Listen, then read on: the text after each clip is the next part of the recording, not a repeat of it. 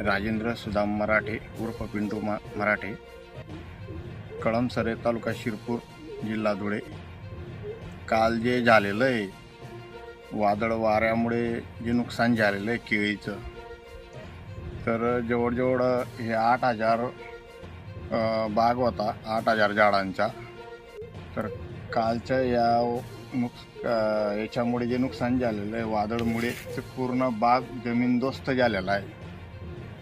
तर आज म्हणजे 4-5 दिवसात पाडा पाडणार होते व्यापारी येऊन, पण ते म्हणे उद्या येऊ परवा येऊ असं 4-5 दिवस निघून गेले होते। आता एवढ्या 4-5 दिवसात पुढच्या पाडा पाडणार होते, पण ते त्यांनी काय पाडला नाही। काल जे वारा व वादळ आलं त्याच्यामुळे सर्व केळी या अशा प्रकारे एकदम पक्का माल झालेला होता, तो पूर्ण जमीनदोस्त झाला। पपई होती 3 एकर पपई होती, पूर्ण 90% नुकसान झालेलं आहे। आता तुम्ही क्षेत्र दिसतंय तुम्हाला, आता त्याच्यात काहीच उत्पादन येणार नाही माल, ते तुम्हाला पण दिसतंय।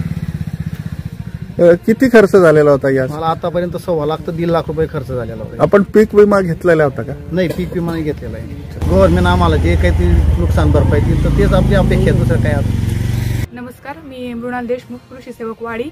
इथं सकाळी आले मी नांदर्डे शिवारात, पपईचं झालेलं नुकसान। आता यावर आम्ही लवकरच पंचनामे करण्याचा प्रयत्न करू आणि शेतकऱ्यांचं झालेलं नुकसान भरपाई करण्याचा प्रयत्न करू। पूर तालुक्याच्या शेतकऱ्यांचे फार मोठ्या प्रमाणामध्ये नुकसान झालेलं आहे।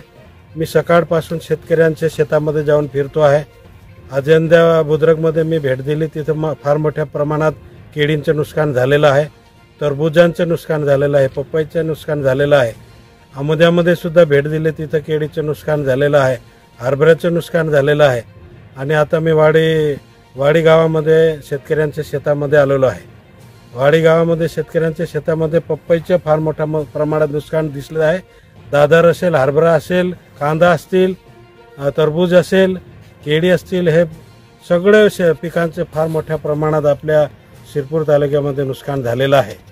आणि त्यामुळे मी शासनाला आदेश केलेला आहे की ताबडतोब पंचनामा करून आपल्या जे शेतकऱ्यांचं नुकसान झालेलं आहे 100% नुकसान झालेलं असं पंचनामा करून आपण शासनाकडे ताबडतोब पाठवलं पाहिजे।